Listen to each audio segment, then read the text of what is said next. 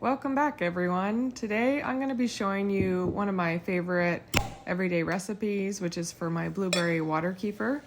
This is the blueberry water kefir ready to go. I love to pour it into a wine glass so I feel extra fancy when I drink it. It's very bubbly and it's a great substitute for alcoholic drink. So I highly recommend giving it a try. It's my kids' favorite. It's my favorite. If you want to see more recipes like this in the future, please feel free to subscribe and like this video. That's how YouTube knows that it is worthy of promoting. The first step is to make the blueberry juice. I'm not going to tell you how much I'm adding of everything. I'll put that in the recipe below so you can just kind of follow along. It should be quick and easy. This is blueberries, water, sugar, and salt. And I will blend this up into the puree. Once I have it all blended, I'm going to heat it up. That way the sugar melts and the salt is blended in nicely. So I'm just putting it into a saucepan here. I'm adding a little bit more water.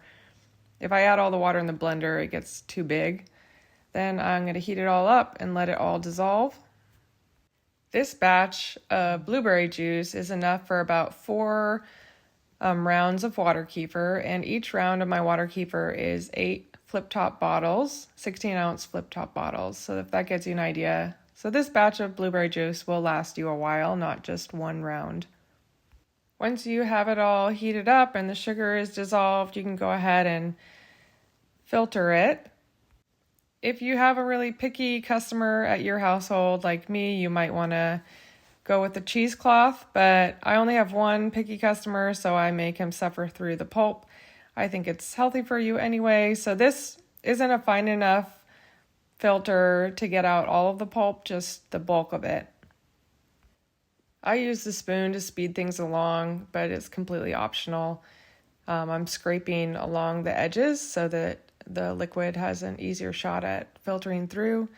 How fine you do this, again, is up to you and your customers at your house. This is a compromise between superfine and a bulkier filter. Once it's done, I put it in this glass pitcher and keep it in my fridge. Again, this is about enough to do 4 rounds of my recipe, and each round is 8 16-ounce flip-top bottles.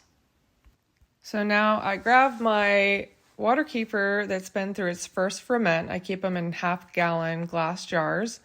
And now I'm going to go ahead and pull out that date that I add into the first ferment, throw it away. Then I will go ahead and filter out all the water kefir grains using that same mesh filter that I used previously for the blueberries. You want to keep everything, but just filter out those water kefir grains. So that's what I'm doing here. Everything going into the mixing bowl is what I'm going to use in my second ferment. And then I'm going to set the water kefir grains off to the side so that they're ready to go to make another round of half-gallon bottles for the first ferment. So here you see I have 2 half-gallon jugs or jars ready to go. That's what I'm going through right now. Those are all my water kefir grains. So you want to save those. Now we're ready to go ahead and fill up our flip-top bottles. The flip-top bottles are essential to getting a nice bubbly second ferment, so don't try and use something different. It really does make a huge difference in how bubbly you get. So here I'm adding 2 fluid ounces of my blueberry juice. So you don't need a lot, just 2 fluid ounces. I have it on a scale, and I have the scale set to fluid ounces. Now I'm going to add in the water kefir and top it off to that 16 fluid ounce mark. These are 16 fluid ounce bottles, but they do have a little bit of head space. So make sure you don't run your water kefir all the way up to the rim of your bottle. Leave a little head space in there. This is a really healthy way to get some probiotics into your daily life.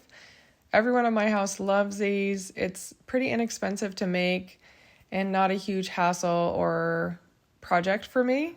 So I always have 8 in my pantry on their second ferment, and I have 8 in my fridge for the kids to drink. It's a great way to get probiotics. I highly recommend this option. If you want to see more of my recipes and tutorials, I really do appreciate if you subscribe and like the video. I try and keep them short so they're easy to watch. And YouTube does pay attention to my stats, so they won't start promoting my videos unless people are liking and subscribing, and one day I hope to actually get paid for my content.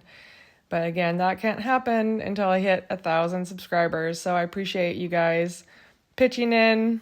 It's a free way to contribute, so thank you very much.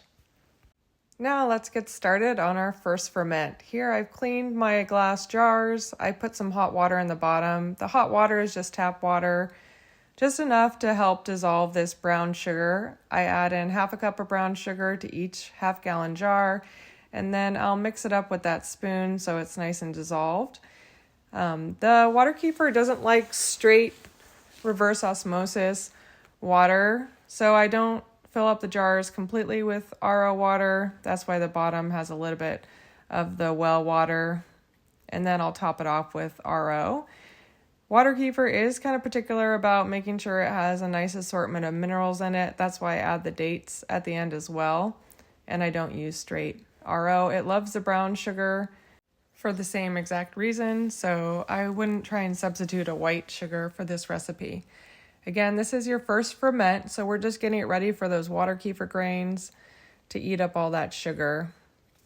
To finish off our first ferment, I'm going to add a date to each of the bottles and then keep it in my pantry for 2 days. That allows the grains to eat up all that sugar and create the probiotics that are so healthy. But again, this is just the first ferment, so you have to have this stage and then the bottling stage. So I'll rotate my 1/2 gallon bottles through. Here I'm going to put in a 1/2 cup of water kefir grains to each 1/2 gallon container. And these water kefir grains will grow if they're happy. That's another indication that you're doing this correctly. And as they grow, you can expand your operations to more 1/2 gallon jars and more flip top bottles. Once the dates are in there, I'll go ahead and put the lids on, and that wraps up the 1/2 gallon jars for their first ferment. They'll go in the pantry the same with the second ferment. Flip top bottles that I just did each go in the pantry for 2 days, and my pantry is nice and warm. That's why I picked that location. This is what they look like before they've fermented for 2 days. For contrast, I grabbed a 1/2 gallon jar that's been fermenting for 2 days in my pantry. You can see it's pretty opaque compared to the jar that I just made, which is still very translucent. You can see the bubbles in there. It is alive and happy and healthy. Thank you for tuning in to this tutorial. I hope it was helpful and you guys are inspired to start your own batches of blueberry water kefir.